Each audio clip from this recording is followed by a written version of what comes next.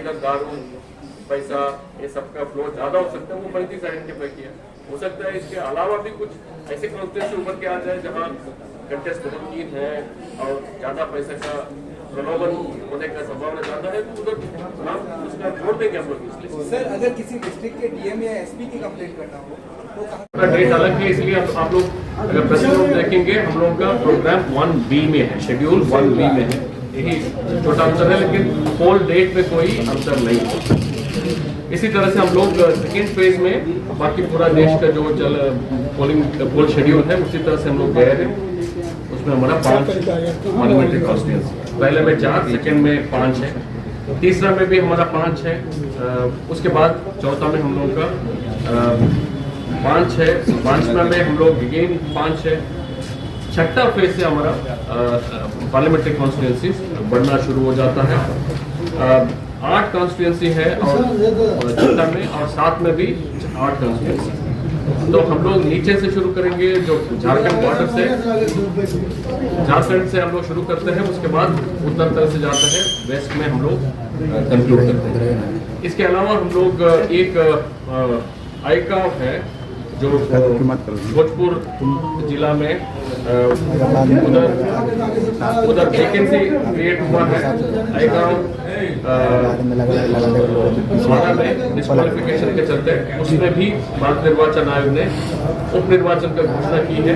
ये 7वां फेज का जो हमारा शेड्यूल है, उसी के साथ हमारा बाई इलेक्शन जो होगा लेजिस्लेटिव असेंबली के लिए आईगांव आरा जिला में 7वां फेज का जो हमारा पोलिंग शेड्यूल है उसी के साथ इसका उप निर्वाचन होगा। अब मैं जो हम लोग का स्टैटिस्टिक्स है उसका संबंध में मैं ब्रीफली आप लोगों को बताना चाहता हूँ।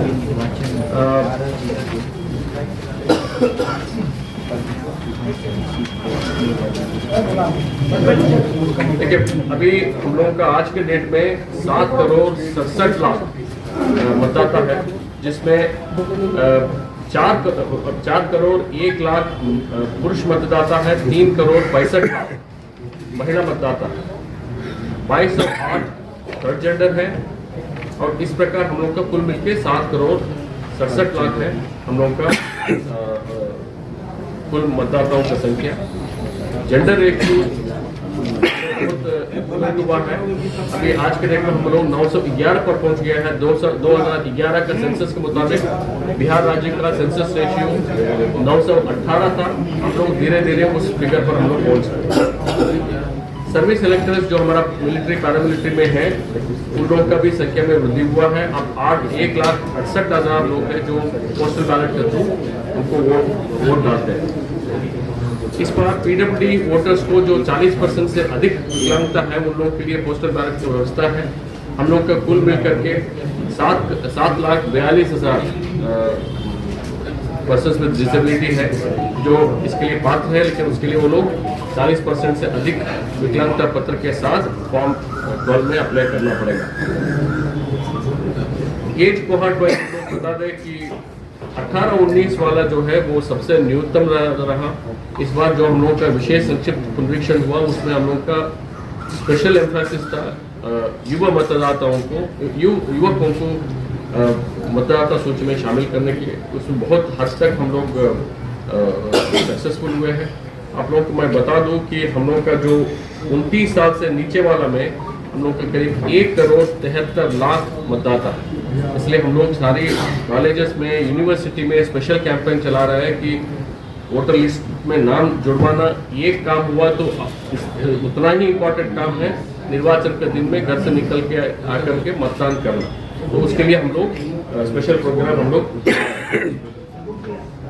पहले हम लोग का लास्ट बिहार इलेक्शन में ये पर्सन्स विद डिसेबिलिटी और 80+ वोटर वाला आप सब लोग जानते हैं, कोविड वाला, ये 3 स्पेशल कैटेगरी वाला फर्स्ट बिहार जनरल इलेक्शन था 2020 में जो विधानसभा के लिए हुआ था, जिसमें ये एब्सेंटी वोटर्स शुरू हुआ ये 3 कैटेगरी के लिए। अब उसमें भारत निर्वाचन आयोग ने थोड़ा मॉडिफिकेशन किया है। जैसे मैंने पीडब्ल्यूडी के लिए मैं पहले ही बोल दिया, पहले 80 साल के ऊपर को हम लोग लेते थे पोस्टल बैलेट के लिए, इस बार 85 साल के ऊपर वाला हम लोग लेते हैं। तो हम लोग का भी 85 साल का उम्र के ऊपर मतदाताओं का संख्या लगभग 6,67,000 है जो इसके लिए पात्र होंगे। PWD का मैंने संख्या बोल दिया था 7,42,000 है, लेकिन उसमें वो लोग 40% से अधिक विकलांगता रहने का सर्टिफिकेट भी देना पड़ेगा, अप्लाई करना। दोनों केस में उन लोगों को, सब लोगों को अप्लाई करना पड़ेगा, तभी पोस्टल बैलेट मिलेगा, ऑटोमेटिकली नहीं मिलेगा। पोलिंग स्टेशन हमारा 77,392 है, उसमें नगर एरिया में 11,162 है और रूरल एरिया में 66,230 है। और ये लोकेशंस में बिहार में अधिकतर पोलिंग स्टेशंस, लगभग 53% पोलिंग स्टेशंस हमारा एकल बिल्डिंग में है, मतलब एक पोलिंग स्टेशन एक बिल्डिंग में। करीब 23-24% हमारा पोलिंग स्टेशंस, 2 पोलिंग स्टेशन एक बिल्डिंग में। तो अधिक से अधिक हमारा एक पोलिंग स्टेशन एक बिल्डिंग है और बाकी 2 पोलिंग स्टेशन वाला बिल्डिंग करीब 23-24% है। इस प्रकार लगभग 80% तक, नियरली 80% तक हमारा पोलिंग स्टेशन या 1 पोलिंग स्टेशन पर बिल्डिंग और 2 पोलिंग स्टेशन पर बिल्डिंग। जैसे आप लोग जानते हैं कि 1600 से भारत निर्वाचन आयोग का ये गाइडलाइन है कि 1500 अधिकतम हमारा इलेक्टर्स हो सकता है। हम लोग 1500 से ऊपर वाला को भी हम लोग आइडेंटिफाई किया है कितना पोलिंग स्टेशन है, और उसमें भारत निर्वाचन आयोग का जो गाइडलाइंस है उसके मुताबिक हम लोग, जैसे 1500 से ऊपर हमारा 447 पोलिंग स्टेशन है बिहार में, उसमें हम लोग को ऑक्सिलरी पोलिंग स्टेशन बनाना पड़ेगा। इसी तरह से 1600 से ऊपर 12 पोलिंग स्टेशन, इसका मतलब 1500 से ऊपर में 447 है, उसी 447 में 12 ऐसे पोलिंग स्टेशन है जहाँ 1600 से भी अधिक मतदाता है, तो उसमें हम लोग को ऑक्सिलरी पोलिंग स्टेशन बनाना पड़ेगा। उसके लिए निहित प्रक्रिया है भारत निर्वाचन आयोग द्वारा, उसका हम लोग अनुपालन करेंगे। भारत निर्वाचन आयोग का ये भी निर्देश है कि कम से कम हर एक पार्लियामेंट्री कॉन्स्टिट्यूंसी में PWD ऑफिसर्स द्वारा संचालित मतदान केंद्र होना चाहिए। 40 हमारा पार्लियामेंट्री कॉन्स्टिट्यूंसी है, हम 40 PWD द्वारा संचालित मतदान केंद्र खोलेंगे। इसी तरह से यूथ मैनेज पोलिंग स्टेशन भी हम लोग खोल रहे हैं, 76 का हम लोग टारगेट रखे हैं। ऑल विमेन पोलिंग स्टेशन हम लोग सभी असेंबली कॉन्स्टिट्यूंसी में मिनिमम एक रखे हैं, 243 पोलिंग स्टेशन। हम लोग के 40 पार्लियामेंट्री कॉन्स्टिट्यूंसीज में 18 पार्लियामेंट्री कॉन्स्टिट्यूंसी में 35 ऐसे एक्सपेंडिचर सेंसिटिव कॉन्स्टिट्यूंसी को हम लोग आइडेंटिफाई 35, 243 जो असेंबली कॉन्स्टिट्यूंसी है उसमें 35 हमारा एक्सपेंडिचर सेंसिटिव कॉन्स्टिट्यूंसी, जो विगत चुनावों में जो सीजर हुआ, पिछले 1 साल में जो सीजर हुआ, धर्म हो, कैश हो, कोई इलेक्ट्रल ऑफेंस हो, ये सब को देखते हुए एक फर्स्ट कट है, DMSP लोग मिलकर के 35 ऐसे असेंबली कॉन्स्टिट्यूंसीज को आइडेंटिफाई किया जो 18 पोलिंग स्टेशन 18 पार्लियामेंट्री कॉन्स्टिट्यूंसी में आता है जो एक्सपेंडिचर सेंसिटिव है। भारत निर्वाचन आयोग का ये भी निर्देश है कि हर एक असेंबली कॉन्स्टिट्यूंसी में हम लोग को कम से कम 3 फ्लाइंग स्क्वाड बनाना चाहिए। आप अवगत है कि सी विजिल एक ऐप है इलेक्शन कमीशन ऑफ इंडिया का, जो विजिलेंट सिटीजन होता है। कोई भी मतदाता नागरिक अगर MCC का वायलेशन हो रहा है तो तुरंत उसमें कंप्लेंट दर्ज कर सकता है। उनका डिटेल्स, उनका नाम, नंबर, ये सब 100% सीक्रेट रखा जाता है। 100 मिनट्स के अंदर में उसमें कार्रवाई होगा।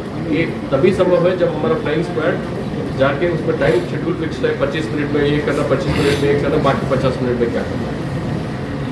ये सब हम लोग शुरू कर दिया है। अब मॉडल कोड ऑफ कंडक्ट लागू हो गया है। हम लोग का पहले 24 घंटा में जितना गवर्नमेंट बिल्डिंग पर poster, banner, flex, wall writing ये सब है, ये हम लोग हटवा देंगे। अगली तो 24 आवर्स में जो पब्लिक बिल्डिंग का तात्पर्य ये है कि सरकारी काम के लिए हम लोग कोई इवन निजी बिल्डिंग भी अगर भाड़ा पर लिया है उसको पब्लिक बिल्डिंग ही माना जाए।